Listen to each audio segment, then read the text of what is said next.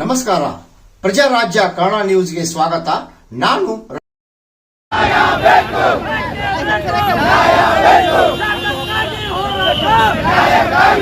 ಬೆಳಗಾವಿ ಜಿಲ್ಲೆಯ ಹುಕ್ಕೇರಿ ತಾಲೂಕಿನ ಹಿಡಕಲ್ ಜಲಾಶಯದಿಂದ ಧಾರವಾಡ ಕೈಗಾರಿಕಾ ವಲಯಕ್ಕೆ ನೀರು ಹರಿಸಲು ಜಾರಿಯಲ್ಲಿರುವ ಯೋಜನೆಯನ್ನು ಕೂಡಲೇ ಕಾಮಗಾರಿಯನ್ನು ಸ್ಥಗಿತಗೊಳಿಸಬೇಕೆಂದು ಆಗ್ರಹಿಸಿ ಬೆಳಗಾವಿಯಲ್ಲಿ ಕರ್ನಾಟಕ ರಕ್ಷಣಾ ವೇದಿಕೆ ವತಿಯಿಂದ ನಮ್ಮ ನೀರು ನಮ್ಮ ಹಕ್ಕು ಬೃಹತ್ ಹೋರಾಟ ನಡೆಸಲಾಯಿತು.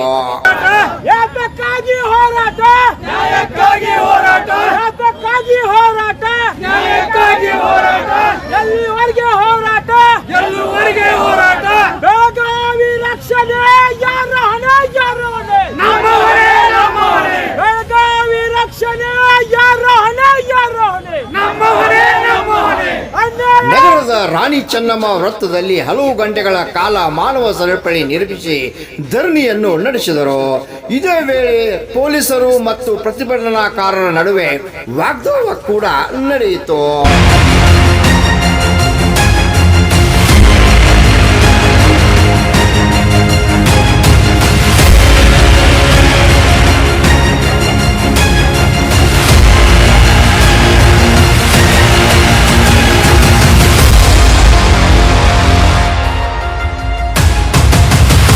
ಬೆಳಗಾವಿ ಜಿಲ್ಲೆಯ ಮಧ್ಯಭಾಗದಲ್ಲಿರುವ ಹಿಡಕಲ್ ಜಲಾಶಯದ ನೀರನ್ನು ಧಾರವಾಡ ಕೈಗಾರಿಕಾ ಪ್ರದೇಶಗಳಿಗೆ ತೆಗೆದುಕೊಂಡು ಹೋಗಲಾಗುತ್ತಿದ್ದು, ಇದರಿಂದ ಬೆಳಗಾವಿ ಜಿಲ್ಲೆಯಲ್ಲಿ ಮುಂಬರುವ ದಿನ ನೀರಿಗಾಗಿ ಹಾಹಾಕಾರ ಉಂಟಾಗಲಿದ್ದು, ಇಂದು ಕರವೇ ಎಚ್ಚರಿಕೆಯ ಹೋರಾಟವನ್ನು ಮಾಡುತ್ತಿದೆ.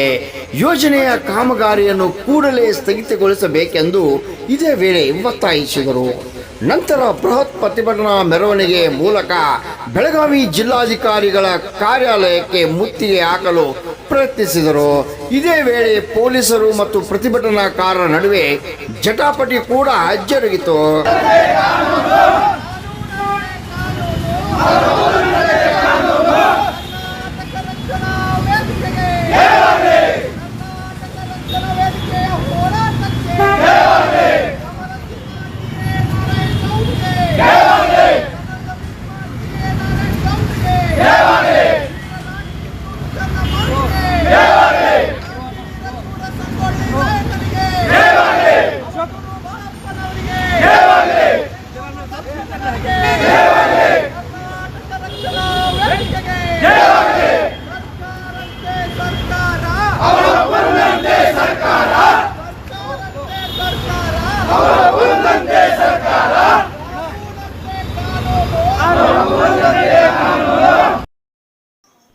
ಜಿಲ್ಲಾಧಿಕಾರಿಗಳ ಮೂಲಕ ಸರ್ಕಾರಕ್ಕೆ ಮನವಿ ಕೂಡ ಮಾಡಲಾಯಿತು.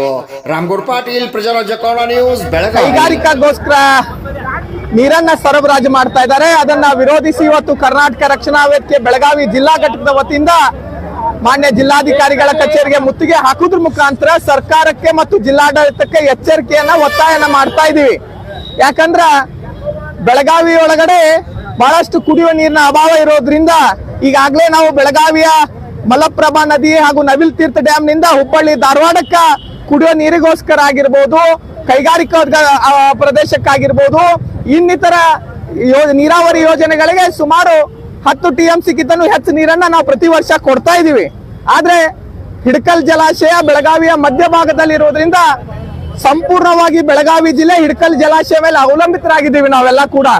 ಹಾಗಾಗಿ ಮಾರ್ಚ್, ಏಪ್ರಿಲ್, ಮೇ ತಿಂಗಳಲ್ಲಿ ಬೇಸಿಗೆಗಾಲದೊಳಗಂತೂ ಬೆಳಗಾವಿ ನಗರ ಸುತ್ತಮುತ್ತಲ ಪ್ರದೇಶಗಳಲ್ಲಿ ಕುಡಿಯುವ ನೀರಿನ ಅಭಾವ ಸಿಕ್ಕಾಪಟ್ಟೆ ಇರೋದ್ರಿಂದ ನಮಗ ಕುಡಿಯಕ ನೀರಿನ ಆಗರ ಇದೆ, ಅಸ್ತವ್ಯಸ್ತ ಇದೆ.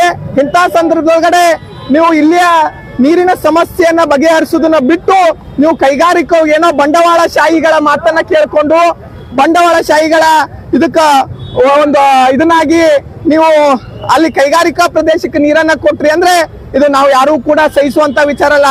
ಬೆಳಗಾವಿ ಜಿಲ್ಲೆಯಲ್ಲಿ 5-6 ಕೈಗಾರಿಕಾ ಘಟಕಗಳದಾವ. ಕನಗಲ ಆಗಿರ್ಬೋದು, ಹೊನಗ ಆಗಿರ್ಬೋದು, ಆಟೋ ನಗರ ಆಗಿರ್ಬೋದು, ಕಿತ್ತೂರ್ ಆಗಿರ್ಬೋದು, ಸಾಕಷ್ಟು ಕೈಗಾರಿಕಾ ಪ್ರದೇಶಗಳಲ್ಲಿ ನೀರಿನ ವ್ಯವಸ್ಥೆ ಕೊಡ್ರಿ, ನಾವು ಅದಕ್ಕೆಲ್ಲ ಕೂಡ ಬೆಂಬಲ ವ್ಯಕ್ತಪಡಿಸ್ತೀವಿ. ಆದ್ರೆ ಯಾವುದೋ ಒಂದು ಮಾತನ್ನ ಕೇಳಿ ಕಾಣದ ಕೈಗಳು ಇದ್ರೊಳಗ ಕೆಲಸವನ್ನ ಮಾಡ್ತಾ ಇದೆ. ಅಲ್ಲಿ ಅದ್ರ ಜೊತೆ ಜಿಲ್ಲೆಯ ಸಂಬಂಧಪಟ್ಟಂತ ಸಚಿವರುಗಳಿಗೆ, ಇಲಾಖೆ ಅಧಿಕಾರಿಗಳಿಗೆ, ಜನಪ್ರತಿನಿಧಿಗಳಿಗೆ ಯಾರಿಗೂ ಕೂಡ ಇದ್ರ ಬಗ್ಗೆ ಗಮನ ಇಲ್ಲ. ಆ ಗಮನ ಇಲ್ಲದೆ ಕೂಡ ರಾತ್ರೋರಾತ್ರಿ ಇದನ್ನ ಒಯ್ತಾ ಇದ್ರು. ಆದ್ರೆ ಎಲ್ಲಾ ಬೆಳಗಾವಿಯ ಸಂಘ ಸಂಸ್ಥೆಗಳು ಸೇರ್ಕೊಂಡು ಇದನ್ನ ಬಂದ್ ಮಾಡಿಸುವಂತ ಕೆಲಸ ಮಾಡಿತ್ತು. ಆದ್ರ ಇವತ್ತು ಇಲಾಖೆ ಜಲಸಂಪನ್ಮೂಲ ಇಲಾಖೆಯಿಂದ ಅಧಿಕೃತವಾಗಿ ಅನುಮತಿಯನ್ನ ತಗೊಂಡು ಏನು ನೀರನ್ನ ಒಯ್ತಾ ಇದ್ದಾರೆ. ಅದಕ್ಕೆ ಯಾವುದೇ ಕಾರಣಕ್ಕ ಕರ್ನಾಟಕ ರಕ್ಷಣಾ ವೇದಿಕೆ ಬಿಟ್ಕೊಡು ಮಾತೇ ಇಲ್ಲ. ಅದಕ್ಕೆ ಇವತ್ತು ಒಂದು ಹೋರಾಟ ಇವತ್ತು ಪ್ರಾರಂಭ ಮಾಡಿ ಸರ್ಕಾರಕ್ಕೆ ಎಚ್ಚರಿಕೆ ಕೊಡ್ತಾ ಇದೀವಿ. ನೀವೇನಾದ್ರೂ ಈ ಕಾಮಗಾರಿಯನ್ನ ನಿಲ್ಲಿಸದೆ ಹೋದಲ್ಲಿ ಕರ್ನಾಟಕ ರಕ್ಷಣಾ ವೇದಿಕೆ ಕಾನೂನನ್ನ ಕೈಗೆತ್ಕೊಳ್ಬೇಕಾಗ್ತದ. ನಾವೇ ಸ್ವತಃ ಆ ಪ್ರದೇಶಕ್ಕೆ ಹೋಗಿ ಆ ಕಾಮಗಾರಿಯನ್ನ ಬಂದ್ ಮಾಡುವಂತ ಕೆಲಸವನ್ನ ಮಾಡ್ತೀವಿ. ಅದಕ್ಕೆ ಇದಾಗಬಾರ್ದು ಅಂದ್ರೆ ತಕ್ಷಣವೇ ಜಿಲ್ಲಾ ಉಸ್ತುವಾರಿ ಸಚಿವರು, ಜಿಲ್ಲೆಯ ಜನಪ್ರತಿನಿಧಿಗಳ ಮಧ್ಯಸ್ಥಿಕೆಯನ್ನು ವಹಿಸಿ ಸರ್ವ ಪಕ್ಷಗಳ ನಿಯೋಗವನ್ನ ಮಾನ್ಯ ಮುಖ್ಯಮಂತ್ರಿಗಳಿಗೆ ಭೇಟಿ ಮಾಡಿ ಈ ಕಾಮಗಾರಿಯ ಬಗ್ಗೆ ಕೂಲಂಕುಷವಾಗಿ ವಿವರಿಸಿ ಇದರ ಸಾಧಕ ಬಾಧಕಗಳನ್ನ ಅರ್ಥ ಮಾಡಿಕೊಂಡು ಈ ಕಾಮಗಾರಿಗಳನ್ನ ಇಲ್ಲಿಗೆ ನಿಲ್ಲಿಸಬೇಕು ಅಂತ ಒತ್ತಾಯನ ಮಾಡ್ತಾ ಇದ್ದೀವಿ. ಆ ಕಾಮಗಾರಿಯನ್ನ ನಿಲ್ಲಿಸೋ ಪ್ರಶ್ನೆನೇ ಇಲ್ಲ, ಅನುಮತಿ ಕೊಟ್ಟಿದೆ ಸರ್ಕಾರ ಅಂತೇಳಿ ಡಿಸಿ ಅವರು ಹೇಳ್ತಾರೆ. ಅದಕ್ಕೆ ನಿಲ್ಸೋದಿಲ್ಲ ಅಂತ ಅವ್ರು ಅಂತಂದ್ರೆ ನಿಲ್ಲಿಸ್ಬೇಕು ಅಂತ ನಾವು ಬೆಳಗಾವಿಯ ಜನ ಒಂದೇ ಸಂಘಟನೆ ಇದಕ್ಕೆ ಹೋರಾಟ ಮಾಡ್ತಾ ಇಲ್ಲ. ಸಾಕಷ್ಟು ಸಂಘಟನೆಯವರು ಇದರ ಸಾಧಕ ಬಾಧಕಗಳನ್ನ ಅರ್ಥ ಮಾಡ್ಕೊಂಡು ನಾವೆಲ್ಲ ಹೋರಾಟಕ್ಕೆ ಇಳಿದಿದ್ದೀವಿ. ಹಾಗಾಗಿ ಇವತ್ತು ನಾವು ಒತ್ತಾಯನ